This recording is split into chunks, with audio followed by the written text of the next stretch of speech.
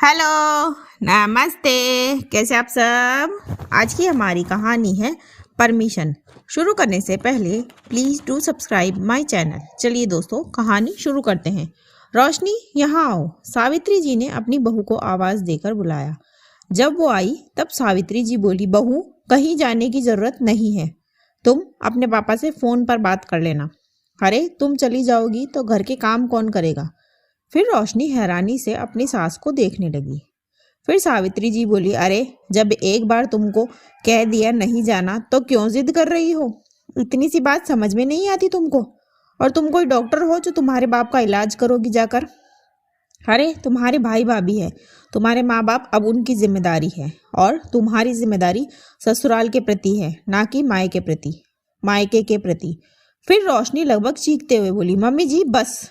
फिर कमरे में बैठे सब रोशनी की तरफ देखने लगे। उस कमरे में रोशनी के ससुर सीताराम जी, उसका पति ऋषभ भी मौजूद थे।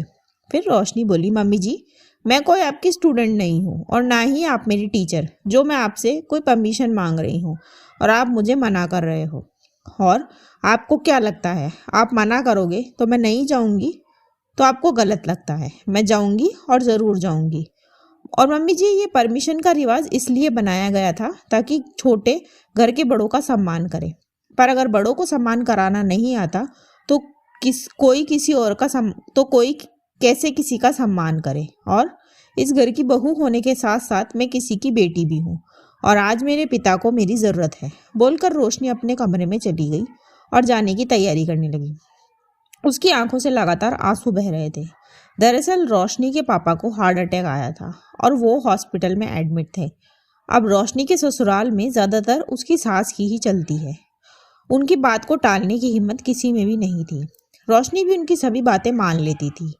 खैर, फिर ऋषभ के पास रोशनी के मायके से कॉल आया था तो वो ऑफिस से जल्दी घर आया और रोशनी को सारी बात बताकर अपना और गुड़िया रोशनी की बेटी का सामान बांधने को बोलकर अपनी माँ के कमरे में उनको बताने गया।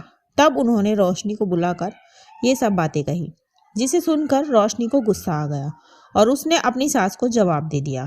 फिर कुछ ही देर में रोशनी एक बैग और अपनी बेटी को गोद में लिए कमरे से बाहर आई। तब उसकी सास, ससुर और ऋषभ हॉल में ही बैठे थे। फिर सावित्री जी बोली, बिना इजाजत के जा रही हो तो जाओ, पर अब वही रहना, वापस आने की कोई जरूरत नहीं है।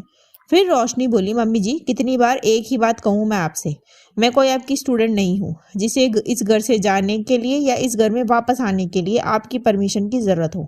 तब सावित्री जी बोली, ये घर तुम्हारे बाप का नहीं है। फिर रोशनी बोली, हाँ नहीं है, पर आपके पिताजी का भी नहीं है, मेरे पति के पिताजी का है। और मैं इस घर की बहू हूँ, उनके बेटे की पत्नी, इसलिए वापस यहीं आऊँगी। फिर वो ऋषभ से बोली, ऋषभ मुझे छोड़कर आने के लिए तुमको अलग से कहूँ। फिर ऋषभ उठा और रोशनी के पीछे चल दिया। फिर रोशनी ने अपने ससुर जी के पैर छुए और वहाँ से चली गई। उसके जाते ही सीताराम जी बोले, गलती तुम्हारी ही थी, इसीलिए कभी जवाब न देने वाली बहू आज तुमको इतना सुनाकर गई है। अब भी समझ जाओ, वरना वो दिन दूर नहीं जब बहू बेटे को लेकर अपनी गृहस्थी अलग कर लेगी और तुम बुढ़ापे में खुद बनाकर खाओगी। बोलकर सीताराम जी उठकर वहां से चले गए। दोस्तों, किसी को भी इतना मत दबाओ कि वो जवाब देने पर मजबूर हो जाए। इसी मैसेज के साथ कहानी खत्म होती है। कहानी आपको कैसी लगी मुझे कमेंट बॉक्स में ज़रूर बताएं। ऐसी ही और कहानियाँ सुनने के लिए मेरे चैनल KNYK हिंदी कहानियाँ को सब्सक्राइब ज़रूर करें। थैंक यू सो मच दोस्तों। Thanks for watching. Do like, share and subscribe my channel. Thank you.